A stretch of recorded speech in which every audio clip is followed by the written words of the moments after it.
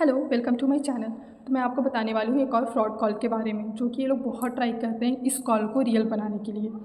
तो वो लोग क्या करते हैं ना, एक नंबर से, I think out of country number he maximum रहता है, +92 करके कोड था उसका, उससे कॉल करते हैं और फिर उससे थोड़ा सा रियल आवाज़ में, स्पेशली आई थिंक मुझे लगता है कि सिर्फ लेडीज़ को जो घर पे काम करती है उसको कॉल करते हैं क्या, ताकि लेडीज़ लोग तो थोड़ी सी पैनिक कर जाती है और रियल भी मान लेती है। तो हमारे साथ भी कैसा ये स्कैम हुआ। तो पहले वो क्या करते हैं कि कॉल करेंगे, तो कॉल आया था मेरे पे +92 के नंबर से। कॉल करके बोलेंगे कि आपका भाई या बहन जो भी, मेरे केस में था कि मेरी बहन को उन्होंने आपकी बहन इसमें फंस गई है, या ये भी हो सकता है कि हॉस्पिटल में एडमिट है तो इलाज के लिए पैसे चाहिए। कुछ भी बहाना दे सकते, कोई इनका फिक्स बहाना नहीं होता, अलग अलग बहाना, क्योंकि आजकल स्कैम इतनी चले हुए हैं कि लोग अलग अलग ट्रिक अपना रहे हैं कि कैसे, क्योंकि OTP का तो पुराना हो गया है कि सब लोग जानते हैं कि OTP नहीं दे रहे। लोग अलग अलग स्कैम करके ना, अलग अलग सीन क्रिएट करके रियल बनाने के लिए लोग करते हैं। तो मेरे पे तो जो आया था वो था कि आपकी बेटी यहाँ पुलिस केस में फंस गई, ऐसा कुछ करके उन्होंने कुछ स्ट्रिक्टली बोलते हैं ना, ताकि लगे कि हाँ सामने वाला एकदम पुलिस ही है, इस टाइप की टोन में बोला। तो वो बोलेंगे कि आप जल्दी से अगर आपको छुड़वाना है, ऐसे तो पहले पूरा अच्छे से बोलेंगे कि अरे अब तो अच्छी घर की लग रही है, हमने तो नाम लिख दिया, अब नाम लिख के हटाने के लिए आपको इतने पैसे की ज़रूरत पड़ेगी। तो पहले तो हमारे केस में उन्होंने बोला कि हमें 7,000 बोला था, हिंदी में ही बोला था कि 7,000 दे दो, हम इसका नाम काट देंगे। तो हमने सोचा कि चलो एक तो सोचा कि चलो ऐसा कुछ है, रियल है, उस टाइम तो सच में माइंड ही काम नहीं करता, ऐसा पैनिक कर देते हैं ये लोग। तो चलो 7,000 मांग रहे हैं, 7,000 दे देते हैं और छुड़वा लेंगे। 7,000 दिया। फिर उन्होंने, आई थिंक उन्हें शक हुआ कि अरे सात, आई थिंक ये लोग सोचते हैं कि 7,000 तो इसलिए दे दिया है, मतलब इनके पास और पैसे हैं। तो बोलेंगे मैंने 7 नहीं 60 बोला था, 60 बोला था। तो अब थोड़ा सा तो मैं संकोच में आ गई, क्योंकि 60,000 इज़ बिग अमाउंट, ज़्यादा 3 महीने की सैलरी होती है किसी की। तो उन्होंने बोला कि आप किसी को मत बताना। मुझे लगा कि होता है ना घूस वूस, जो पुलिस घूस सब लेती तो बोलती है कि नहीं आप बताना मत, वरना तो ब्लैकमेल कर देंगे वो, वरना वायरल कर देंगे, ब्लैकमेल करने लगे वो। तो फिर हड़बड़ी में हमने फिर 7,000 तो भेज दी थी मैं, फिर 53,000 वापस से भेजी।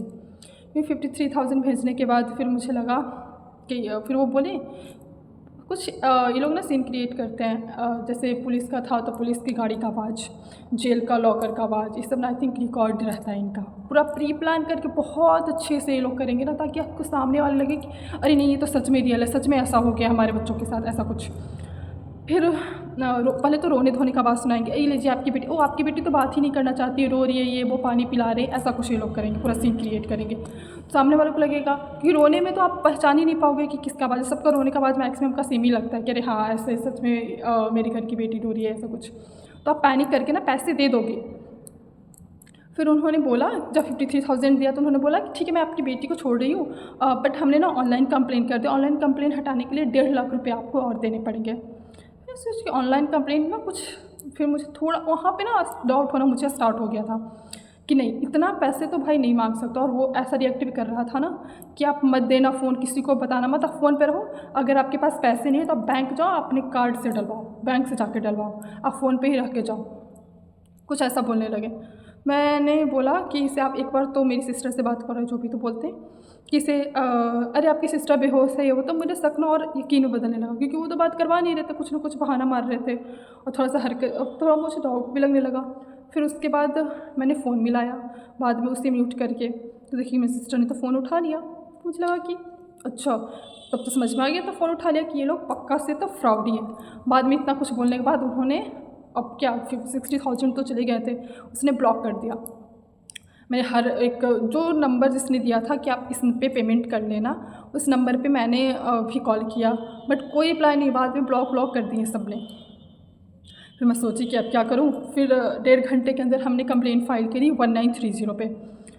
कंप्लेंट फ़ाइल करने के बाद गए वहाँ पे 1930 पे, तो पहले हमारे 1.5 घंटे के अंदर, 1-2 घंटे के अंदर कंप्लेन हो चुकी थी रजिस्टर में। तो यही बोलना चाहूँगी, अगर आपके साथ भी ऐसा कुछ होता है साइबर फ्रॉड, सबसे पहले तो कंप्लेन रजिस्टर करवा दो, उसके बाद का जो आगे का प्रोसेस जो है वो तो है नहीं। फिर हमने एक कंप्लेंट फ़ाइल करवा ली 1930 पे। फिर उसके बाद हमारे साथ ना एक गलती हो गई थी, हमने ना 2 जगह कंप्लेंट फ़ाइल कर ली, बाय मिस्टेक से 2 जगह हो गई, एक पटना की, एक जहानाबाद की। तो फिर उसमें हमें ये दिक्कत आई कंप्लेंट फ़ाइल करने के बाद कि जहानाबाद के जो पुलिस थे उन्होंने बोला कि हमारे में तो उनका शायद एक्नॉलेज या कुछ होता है लॉगिन आईडी वगैरह, हमने शो नहीं कर रहा आपका केस। आप या तो मॉडिफाई करा लो, जो आपने पटना वाले 53,000 का जो ट्रांजेक्शन का है, पटना से आप जहानाबाद करवा लो, तभी मैं आपका वो केस जो है वो स्टार्ट कर दूँगा। तो मॉडिफाई करने के लिए हमें लॉगिन करना पड़ता है, जो user ID cyber crime portal से मिलती है। वो मॉडिफाई करने के लिए लॉगिन भी नहीं हो रही थी, ये दिक्कत हो रही थी। फिर हमने बहुत ट्राई की, 2 दिन तो हमें लॉगिन करने मॉडिफाई करने में लगी, मॉडिफाई हो ही नहीं रही थी। फिर मैंने सारा केस ट्रांसफ़र करा के पटना ही करा लिया, क्योंकि मॉडिफाई तो हो नहीं रही थी, केस छोड़ नहीं सकते थे, कराना था मॉडिफाई। फिर हमने पटना ट्राई किया, पटना अभी केस तो अभी फाइल करवा दिया है, एफआईआर करवाएं। एफआईआर में जो भी आपके जो डॉक्यूमेंट्स है मांगेंगे, ट्रांजेक्शन्स का फ़ोटोकॉपी वगैरह जो भी आपके जो मांगे जाएंगे वो सबमिट करना होता है। फिर हम लोगों ने वो सबमिट किया वगैरह सारा कुछ प्रोसेस। अब आगे का क्या प्रोसेस होता है ये तो पता नहीं, बट मैं यही कहना चाहूँगी कि ये लोग इतने नए नए तरीके से निकाल रहे हैं आजकल, इतने स्कैम निकाल रहे हैं, रियल बनाने के लिए कुछ भी कर रहे हैं। बट मैं यही बोलना चाहूँगी कि आप लोग ऑनलाइन पैसे बिल्कुल अननोन को तो बिल्कुल भी ट्रांसफ़र ना करें, और स्पेशली पार्ट टाइम जॉब को लेकर या कॉल वॉल को लेकर हड़बड़ा के बिल्कुल भी नहीं। हाँ, तो सामने से जाएँ मिलकर तब पैसे दें, ऐसे तो कभी भी नहीं। आजकल तो लोग सामने से भी फ्रॉड कर लेते हैं, वो बात अलग है, बट स्टिल आप सचेत रहें। आजकल स्कैम बहुत चला हुआ है, बहुत, हर मिनट मिनट में लोग साइबर क्राइम के शिकार हो रहे हैं।